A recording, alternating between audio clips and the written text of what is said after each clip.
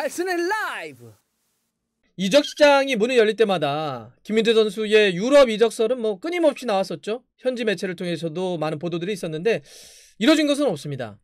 오늘도 포르투갈의 미디어를 통해서 포르투갈의 명문이죠. 포르투가 김민재 선수의 소속팀인 베이징과 합의는 마쳤고 이제 선수 김민재와 마무리 협상만 하게 되면 김민재 선수가 포르투갈 리그로 진출해서 유럽에서 뛸 수 있게 됐다. 뭐 이제 이런 이야기를 했습니다. 거의 뭐 던들이 된 것처럼 보도를 좀 했던데 그동안 워낙 많은 보도들이 좀 있었기 때문에 이런 기사가 왜 났는지 이런 배경에 대한 좀 설명이 좀 있어야 될 것 같습니다.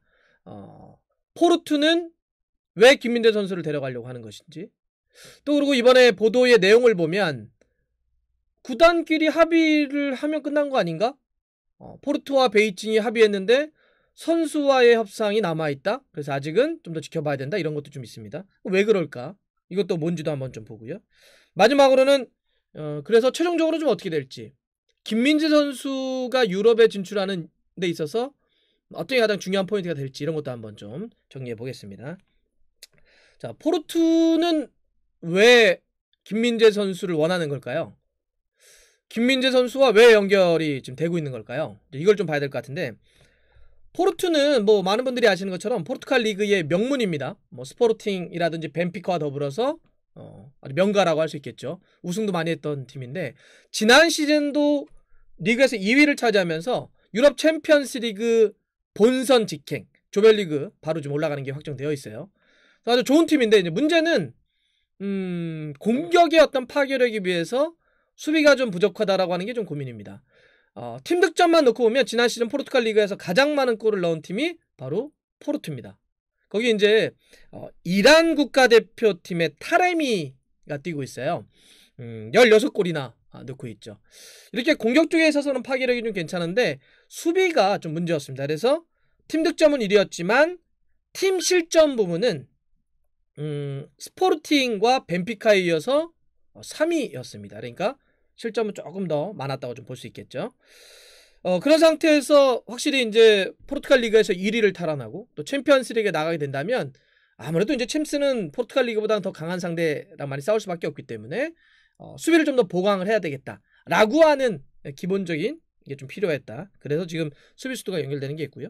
또 하나는 이제 이 포르투의 현재 센터백의 자원들을 놓고 보면 여기는 센터백이 필요하구나 이런 걸 좀 알 수가 있습니다. 포르투의 그 센터백이 어떻게 구성됐었냐면 지난 시즌 때 지금 포르투갈 대표팀으로 유로 2020에 뛰고 있는 정말 백전노장이죠. 1983년생인 만 38살의 페페가 여기 주전입니다. 페페가 이제 아직도 포르투갈 계약이 2년 남긴 했는데 나이를 좀 감안하면 어떻게 될지 모르죠. 물론 여전히 뭐 잘 띄워주는 건 있지만 그래도 만 38이라고 하는 거는 분명히 좀 부담되는 나이고요.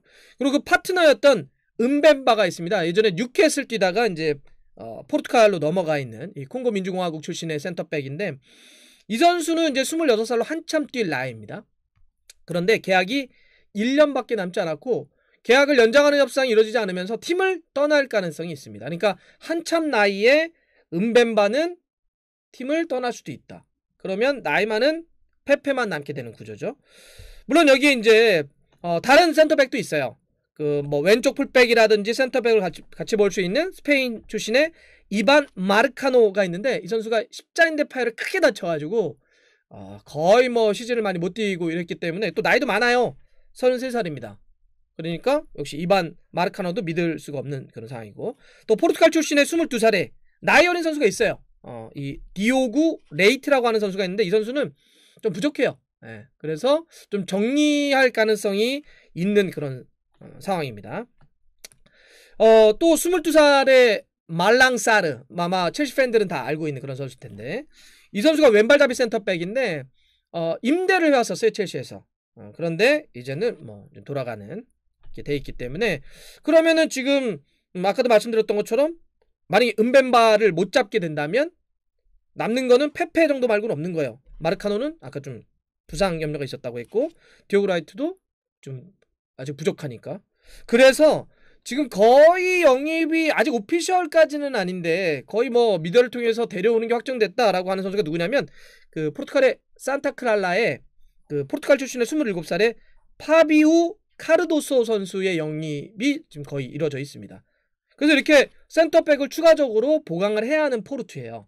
수비가 불안한 데다가 수비의 자원도 점점 이번 여름에 또 정리될 가능성이 있기 때문에 지금 이렇게 데려오려고 한다. 그러니까 그러면 기본적으로 이 팀이 4-4-2를 주로 썼었는데 포백을 주로 쓰는데 센터백을 2명 놔둬야 되는데 만약에 지금 이 카르도소가 있다고 하더라도 페페하고 카르도소 정도가 좀 있는 거잖아요. 그러면 아무래도 센터백 자원이 좀 부족하죠. 그래서 이제 김민재 선수를 영입을 하려고 한다. 이런 게 있습니다. 그래서 챔피언스 리그도 뛰고 또 포르투갈 내에서도 여러 대회를 뛰어야 되기 때문에 절대적인 센터백의 부족과 수비 어떤 불안이 김민재 선수의 포르투의 연결로 이어지는 이유다 이렇게 좀 볼 수 있겠고요.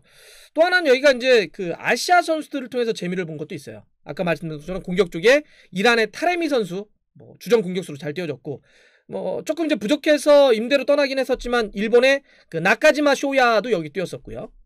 또 이렇게 이제 아시아 선수들을 좀 활용했던 경험도 있고 또 하나는 결국 이제 포르투라고 하는 팀은 그 벤피카도 그렇지만 포르투갈의 스포르팅, 포르투, 벤피카는 뭐 아프리카, 남미, 아시아 이런 선수들을 쭉 데려와서 어느 정도 딱 검증 유럽 무대에서 검증을 시킨 다음에 다른 리그로 보내는 약간 거상 선수를 잘 키워서 또 파는 이런 거상의 다 그런 포지셔닝을 갖고 있기 때문에 포르투 입장에서도 김민재 선수가 지금 유럽에 우리가 이제 알만한 어떤 그런 나름의 네임들이거든. 이런 데로 가기에는 유럽에서 보기에는 근데 아직은 분명히 영상 보고 그러면 정말 좋은 선수, 프로필 보면 정말 좋은 선수, 스카우팅 리포트 보면 정말 좋은 선수인데 아직 유럽 경험이 걸리는데 이런 게 있잖아요. 그러면 포르투나 포르투갈 리그는 이렇게 경험을 쌓게 한 다음에 넘기기 좋기 때문에 포르투 입장에서는 김민재 선수 정도면 충분히 데려와서 또 넘길 수 있다. 이런 판단을 하는 거죠. 이러한 이유들이 지금 포르투가 김민재 선수와 연결되고 있는 그런 이유입니다. 그러니까 항상 이적설이 뜰 때는 그게 이유가 어느 정도 말이 돼야지만 사실 이런 뭐 기사도 나오는 거거든요. 전혀 말이 안 되는데 이 팀이 왜 김민재랑 연결되는 거야? 그러면 사실 기사 자체가 성립이 안 되기 때문에 일단 말이 됩니다. 그러니까 이렇게 수비가 좀 불안했던 센터백 자원이 부족한 그러면서도 챔피언스리그도 나가야 되는 아시아 선수도 성공해봤던 또 선수를 나중에 팔아야 되는 거상 이런 의미로 놓고 보자면 김민재 선수가 딱이다 이렇게 판단할 수 있다는 거죠. 자, 요거는 이제 그래서 포르투가 김민재 선수와 연결되어 있구나. 이건 조금 이제 이해가 좀 되졌을 것 같고요. 또 하나 이제 많은 분들이 궁금해하시는 게 그거예요. 아니 이거를 지금 보도한 데가 어디냐면 포르투갈의 미디어인 레코드라고 하는 데인데 여기 기사 보면 뭐라고 하냐면 포르투와 베이징이 이미 합의를 했는데 선수와 협상은 또 해야 된다.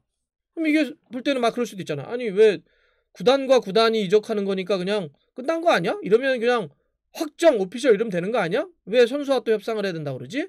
이게 뭐냐면 특히나 이제 어쨌든 포르투는 유럽에 있는 팀이기 때문에 선수가 노를 하면 아무리 구단과 구단이 합의를 해도 안 갈 수 있습니다. 그 예전에 이영표 선수가 토트넘에 있다가 로마하고 연결돼가지고 두 구단이 합의했는데 이영표 선수가 자기가 거부해가지고 결국 독일 무대로 갔었잖아요. 그렇게 돼요. 그러니까 이런 말이 나오는 거예요. 구단과 구단이 합의해도 선수가 나 거기는 별론데요 라고 하면 안 갈 수도 있어요. 거부하면. 그럴 수 있기 때문에 이런 기사가 나온 것이다. 다시 한번 좀 설명을 좀 드린 거고요. 근데 이거는 약간 여기 함의하는 것도 좀 있어요.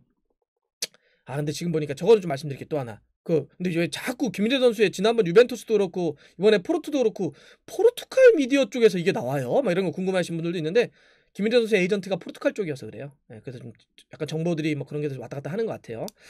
자, 그럼 여기서 이제 저희가 봐야 될 건 여기 약간 구단과 합의인데 선수가 남았다? 이건 어떤 걸까? 지금 사실 김민재 선수의 이적에 있어서 키는 베이징이 지고 있지 않습니다.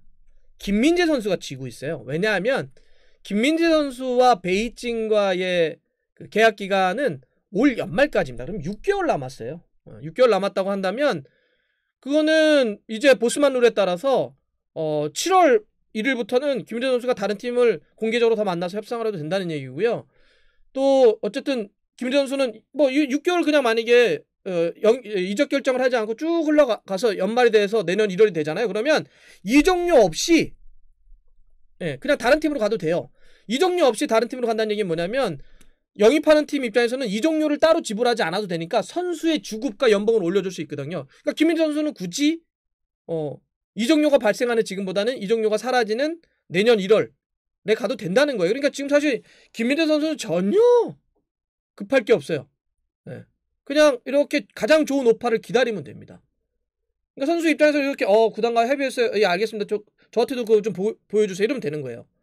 네, 그래서 그걸 보고 김민재 선수가 판단하면 된다. 그러니까 지금의 이 협상에 있어서 정말 못하는 쪽은 베이징이고요.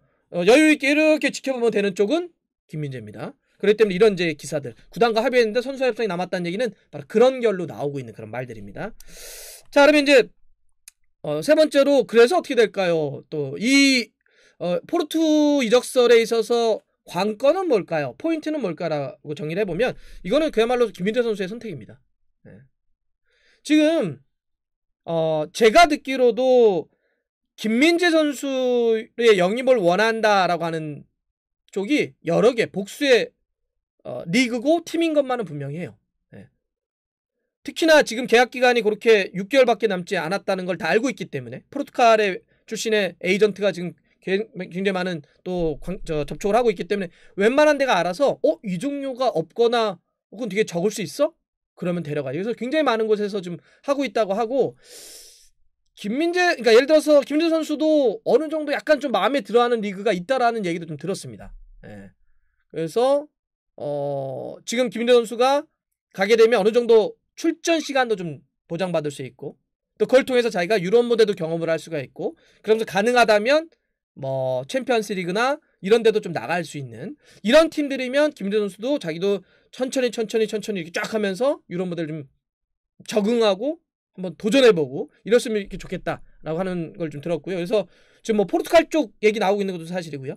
또 뭐 네덜란드 이런 데도 나오고 있는 사실이고요. 몇 군데가 지금 계속 얘기가 좀 되고 있다고 합니다. 그래서 이거는 말씀드렸던 것처럼 김민재 선수가 지금의 조건이나 이런 것들을 충분히 따지고 자기 어떤 성공 가능성, 어떤 적응 여부 이런 걸 보고 선택을 하면 된다. 그래서 지금의 키는 김민재 선수가 지고 있는 겁니다.